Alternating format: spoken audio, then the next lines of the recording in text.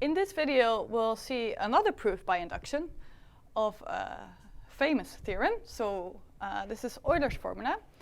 So we have some planar graph G, so I drew some example here.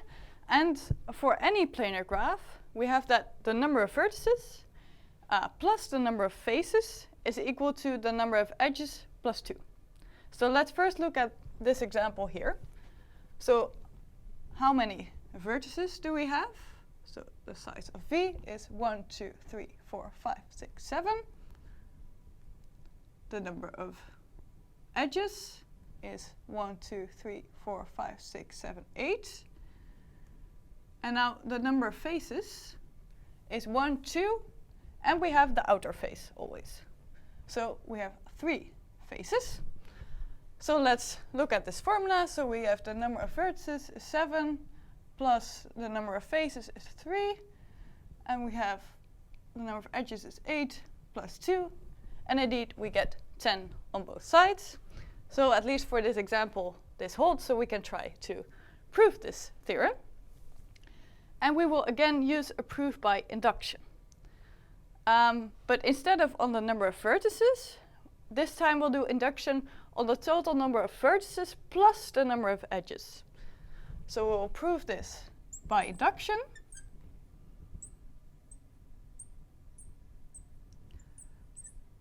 So the size of the vertex set plus the size of the edge set. So what is our base case then? What is the smallest planar graph that we can think of?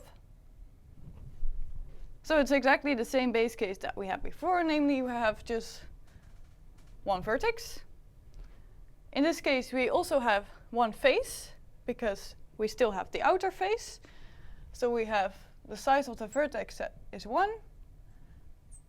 The number of faces is equal to 1. And the number of edges is equal to 0.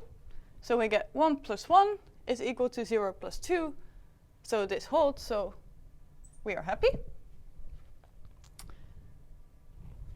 Now let's continue on to the more difficult induction step.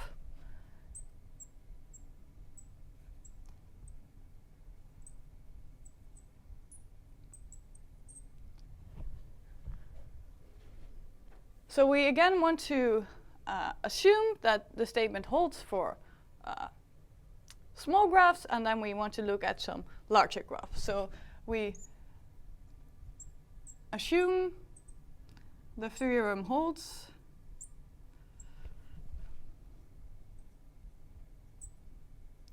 for any graph, any planar graph,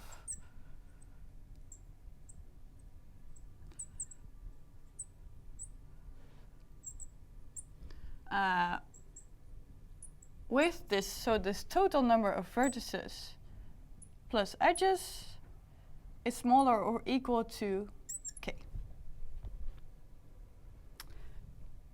And now again, we look at one step larger graph. So let's continue here. Let G now be a planar graph.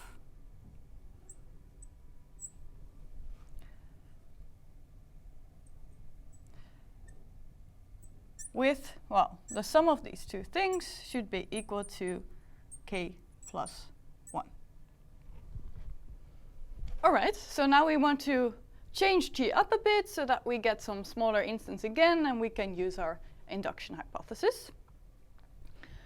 So we will do this in two different cases. So we will look at when there is a degree 1 vertex, and we will look at the case when there is no degree 1 vertex. So let's first take a look at when G has a degree 1 vertex. So if G has a degree 1 vertex,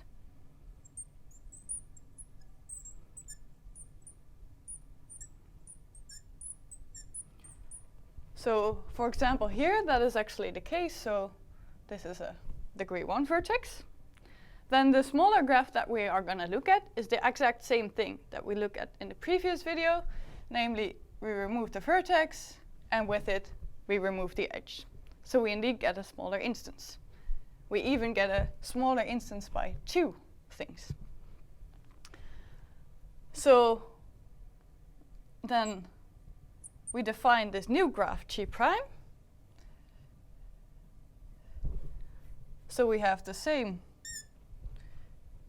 let's call this degree 1 vertex V with edge and the edge E. So we again remove this vertex V, and from the edges we remove the edge E. Then for this graph we can use our induction hypothesis. So for G prime, we have that. So the number of vertices of this graph is equal, plus the number of faces is equal to the number of edges plus 2. So just like in the previous video, we will now try to relate these two graphs. So let's take a look at the statement for this graph G. So the number of vertices plus the number of faces for G. So how is that related to G prime? So we removed one vertex. So this is equal to V prime plus 1. And then what happens to the number of faces? So if we only remove a degree 1 vertex, so that is only adjacent to one face. So here it's the outer face, but if we would have had something like this, then it could also be some inner face. But the number of faces does not change. So this is equal to F prime. And then we can use this statement over here. So this one and this one together are equal to, so the number of edges plus 2. And then we still had the plus 1 over here, so we should copy that as well. And then we have this number of edges in the new graph, which is simply equal to the number of edges in the old graph minus 1. So this becomes, sorry, I should not have written a prime here.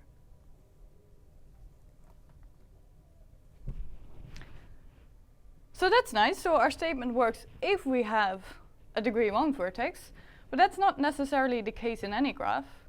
For example, I could draw this graph here.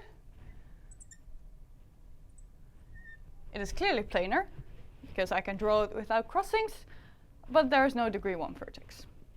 So we also look at the other case. So if G has no degree 1 vertex,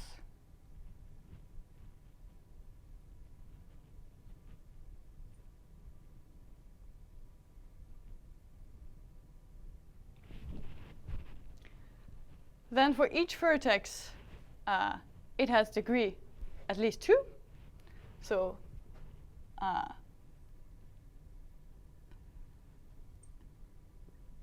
each vertex has degree greater or equal to 2. And if you remember from our previous video, we could start a walk and then continue on because we have all degrees greater than 2, and we will find some cycle. So this actually implies that there is a cycle in the graph. So we see that here. We can also find a cycle here, but here we already had these degree 1 vertices. So let's maybe increase this example a bit to make it a bit more interesting. So here we still have no degree 1 vertex, but we have a cycle. So let's take a look at, for example, this cycle here. There are many, but let's take a look at this cycle. And we will adapt our graph by removing one of the edges on the cycle. So we decrease the size of the edge set. And then we are in a smaller case, and we can use our induction hypothesis. So let G prime be, let's call this, so this edge E on the cycle. So let G prime be, so we have the same vertex set, so we don't remove any vertices, so we have the same vertex set. And for the edge set, we only remove this edge E that is on the cycle. So this is on the cycle. So what happens if we remove one edge on a cycle? So this face and this face actually become one. And that's what always happens. So two faces become one. We could also have that this face and the outer face become one if we remove this edge, for example. But always two faces merge into one.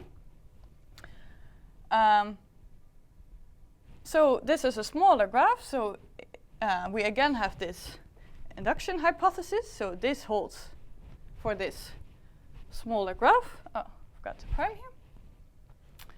So let's see what happens for our statement for the original graph. So we wanted to have some, to find a solution for this V plus F. So how is V related to the V prime? So that's exactly the same. So this is just simply V prime plus the number of faces, and the number of faces of G prime we saw is one less than the original number of faces. So this is F prime plus 1. Now for this part, we can use our induction hypothesis. So this is actually equal to, well, this was the number of edges plus 2 plus 1 that we still have from here. And the number of edges was decreased by 1 because we removed only one edge. So this is equal to the original number of edges plus 2. So now we have our theorem, and we have proven it because, well, either there is a degree 1 vertex or there is no degree 1 vertex. We have no other cases, so we have covered everything.